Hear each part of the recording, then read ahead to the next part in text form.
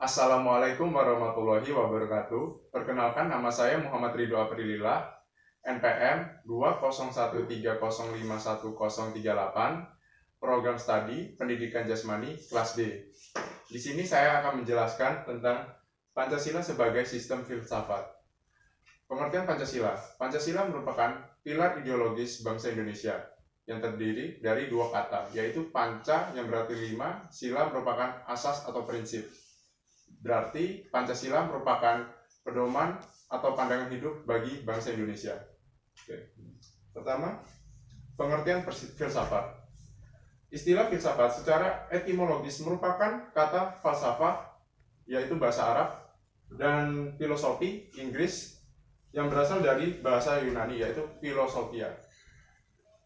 Kata philosophia merupakan kata majemuk yang tersusun dari kata philos atau phalein, yang berarti kekasih, sahabat, mencintai, dan kata sophia yang berarti kebijaksanaan, hikmat, kearifan, dan pengetahuan. Dengan demikian, filosophia secara harfiah berarti mencintai kebijaksanaan, mencintai hikmat, atau mencintai pengetahuan.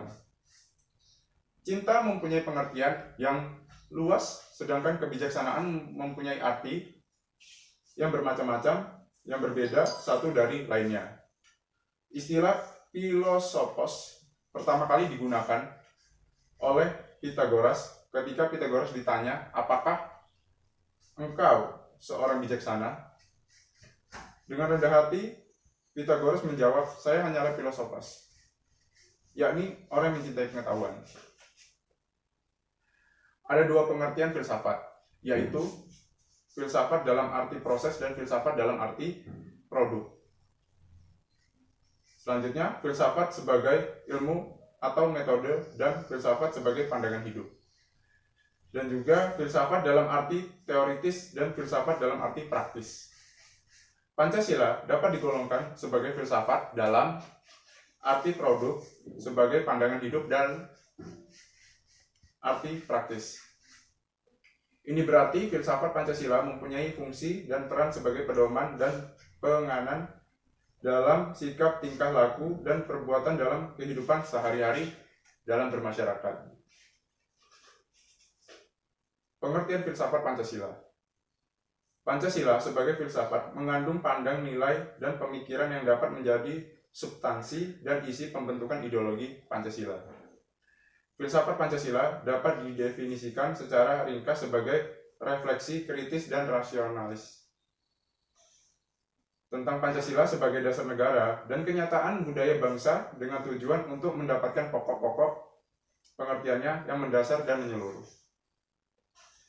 Pancasila dikatakan sebagai filsafat karena Pancasila merupakan hasil perenungan jiwa yang mendalam yang dilakukan oleh the founding father kita, yaitu suatu sistem Ruslan Abdul Ghani.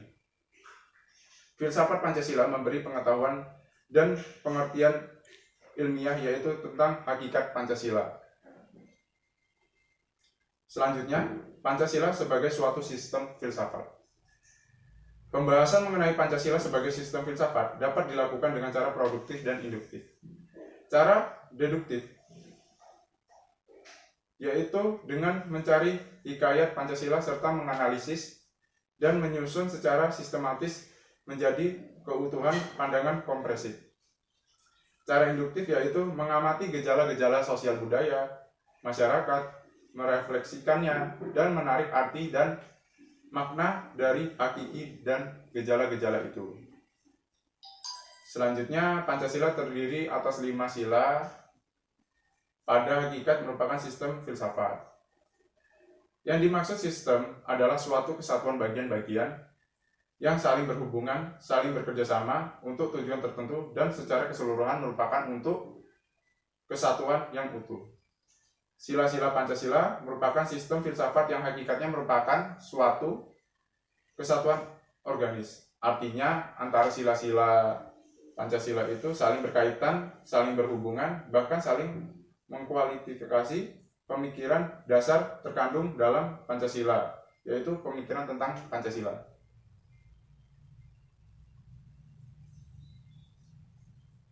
Selanjutnya, dengan demikian, Pancasila sebagai sistem filsafat memiliki ciri khas yang berbeda dengan sistem-sistem filsafat lainnya, seperti materialisme, idealisme, rasionalisme, dan liberalisme, dan sebagainya.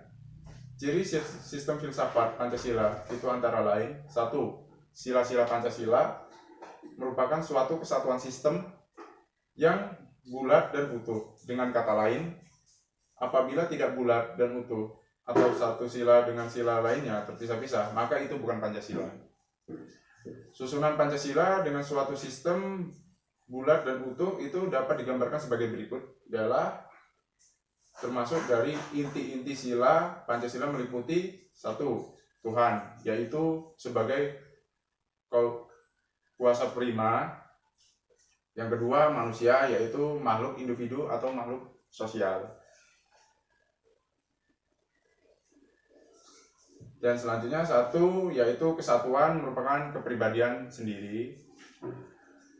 Dan rakyat, yaitu unsur mutlak negara yang harus bekerja sama dan bergotong royong. Dan yang terakhir, adil, yaitu memberi keadilan kepada diri sendiri dan orang lain yang memiliki hakikatnya atau haknya.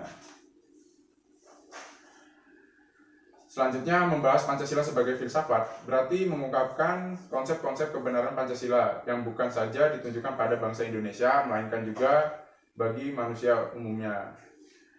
Dan wawasan filsafat meliputi bidang atau aspek penyelidikan, ontologi dan epistemiologi dan aksiologi. Ketiga bidang tersebut dapat dianggap mencakup kesemestaan.